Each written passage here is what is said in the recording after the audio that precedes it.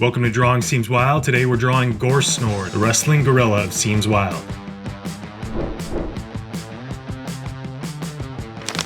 I'm going to start off by taping down my paper, and I'm using pencils and paper to draw Gorsnore.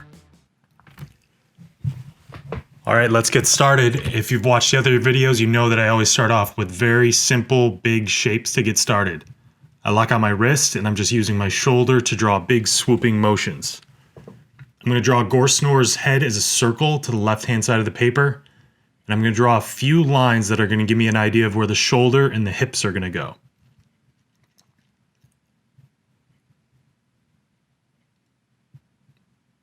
I'm going to draw a line across his head,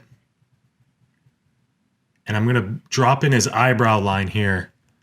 Usually I would draw in the eye line first, but I want to get a good idea of where the eyebrow is going to fall on his face first. Here's the big snout of the gorilla, and two nostrils is going to be almost like a heart shape with a circle on each side.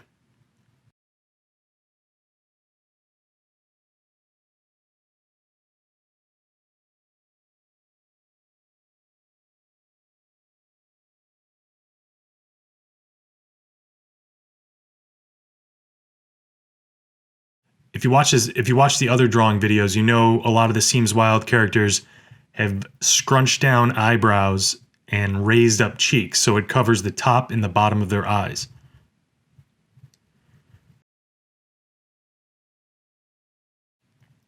I'm going to put in his headband and start to draw the top of his head, which is going to be the wrestling gear.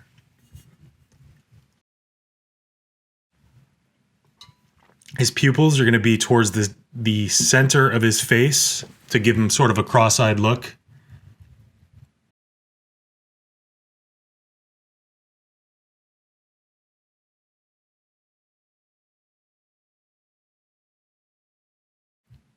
I'm going to color in the pupils to start to give myself an idea of what the final drawing is going to look like.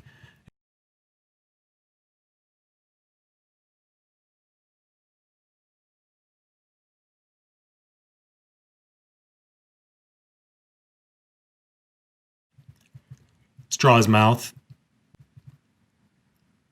We're going to have the top of the mouth and the sides of the mouth and then the bottom of the mouth.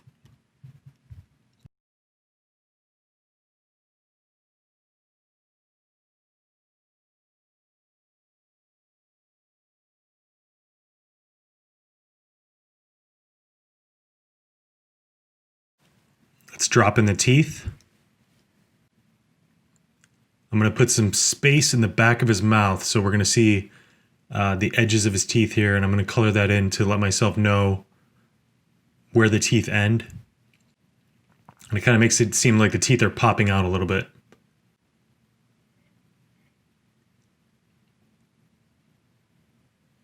I'm going to draw some jaggedy chipped teeth here. Color in the other side.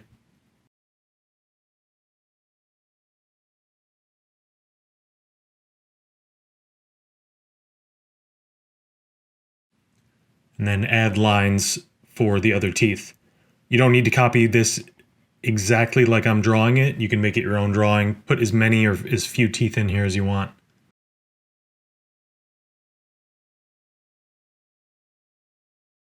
So I'm constantly going back over my sketch lines to make things darker and easier to see and more final for myself.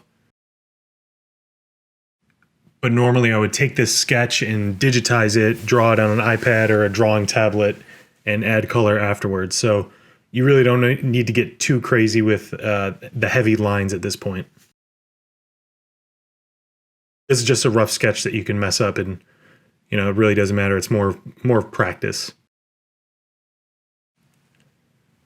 Can't mess this up. Just put as many spikes as you want. Put some lines for his shoulders, or for his traps, and then his shoulders are going to be two big circles. His upper body is going to be much bigger than his lower body. His body will almost be an upside down triangle shape.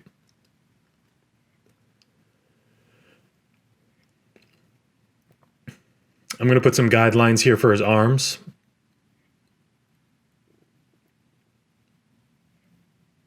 These are just to give me the idea of the angle of his arms, and then I'm going to go back in and put muscles for the forearms and the biceps and the shoulders.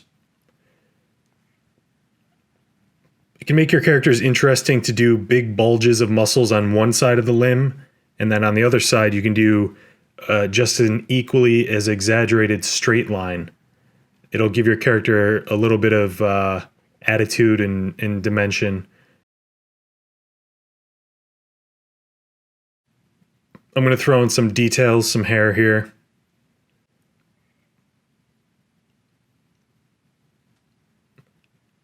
I like to throw in details as I go just to keep it fun and interesting for me.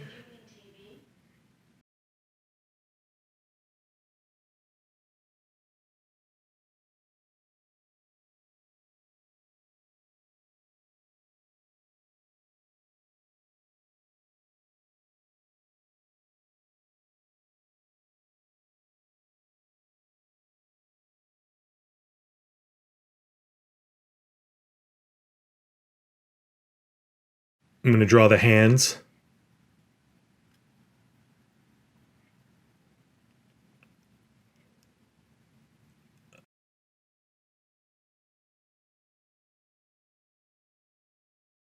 I put these lines in here to represent the knuckles. And for drawing hands, you can always look down at your hands and see where the knuckles and the lines fall and what the lines look like when your fingers are straight versus when they're bent. You really won't see the lines as much.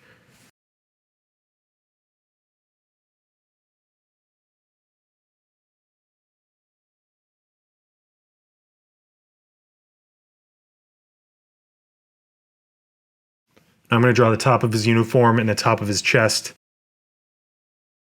For a gorilla, they have big, bulky chests and shoulders. So I'm just going to put simple lines to represent what those might look like. Yours can look like anything you want. Now for the legs, I'm sort of veering off my traditional way of laying down structure lines and shapes. I wanted this to look a little bit off.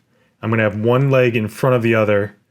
One leg is going off far into the distance, so it's going to be extremely small, the foot compared to the front foot.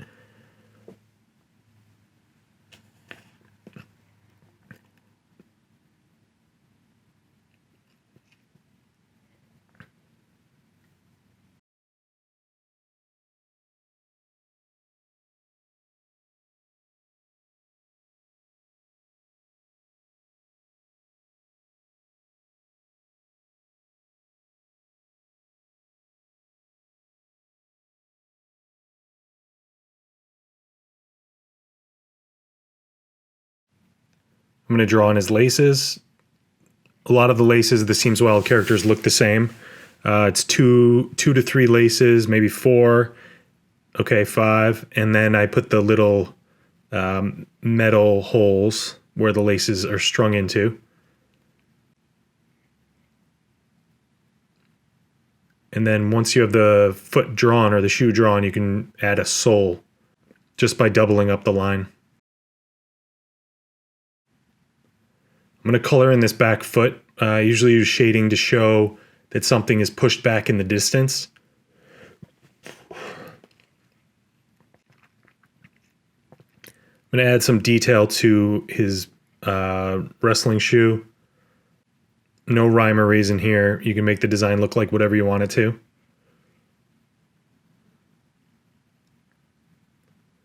Adding some more detail on the legs.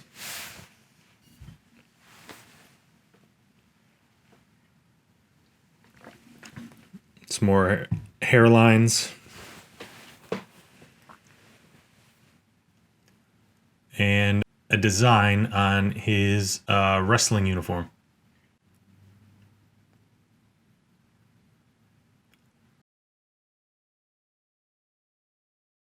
You can go back in and erase sketch lines as you need to.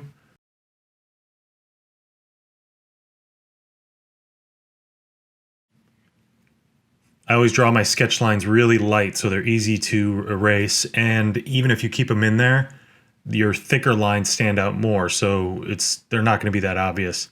And I don't mind seeing sketch lines in my sketches when I look back at them. It's kind of cool to see or to remind myself how I built the character with the structure.